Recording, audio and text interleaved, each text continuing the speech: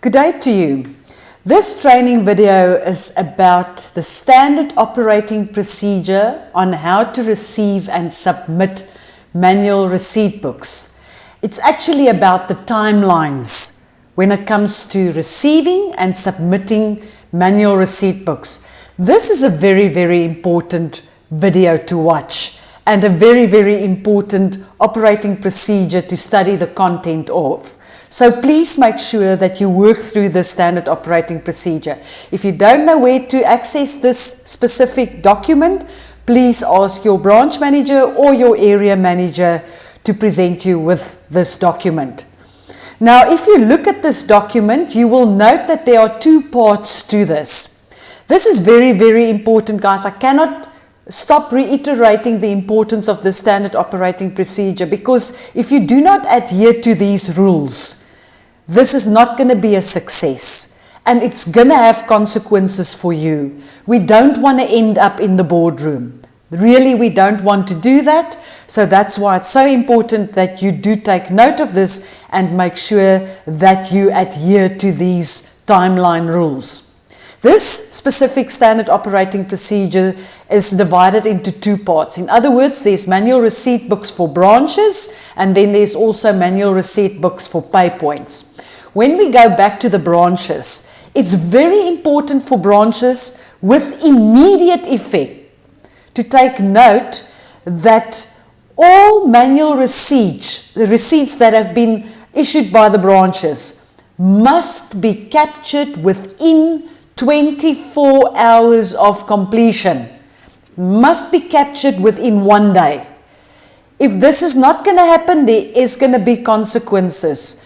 Please make sure that you capture all your manual receipts within 1 day of completion.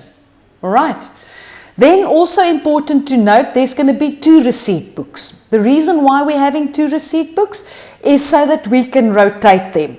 In other words, if you submit the one manual receipt book for auditing purposes to the head office, you will receive another manual receipt book so that you can continue with your work. Now, head office is committed, and that's their rule. They need to send you the manual receipt book between the 25th and the 30th of each month.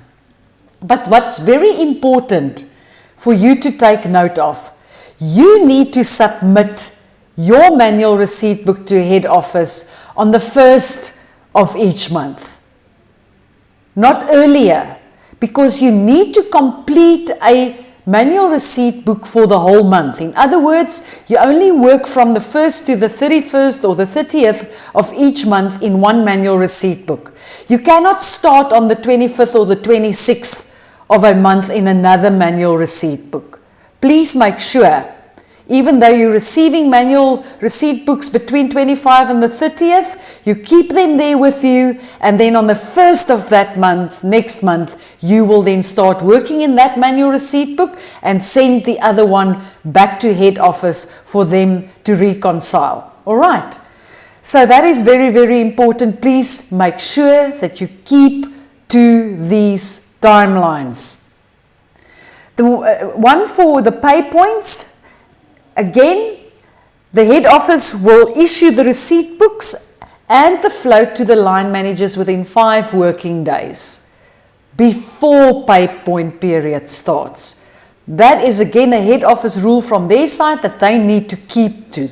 5 working days before pay point period starts, these receipt books and floats will be issued to the line managers.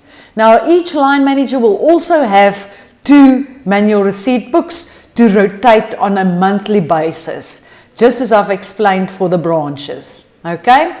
Now, what's very important for you in terms of the rule that you need to adhere to, once pay point has closed, you must submit your manual receipt books within 5 working days after the pay points close. Not on day 6, not on day 7, 5 days and less after pay points have closed, you need to submit it to head office. Because The cash control department needs it so that they can start reconciling all the receipt books on the 7th of each month.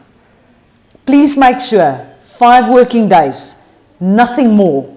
Otherwise, it's boardroom time. We don't want that. Okay. Then, you'll also note that there are different, I think 3 forms that have been attached to the standard operating procedure.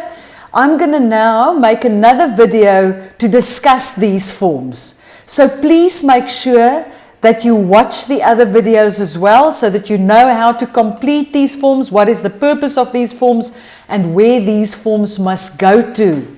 Because you are going to be involved in completing these forms. It's part of the rules for tracking our manual receipt books whenever they leave head office.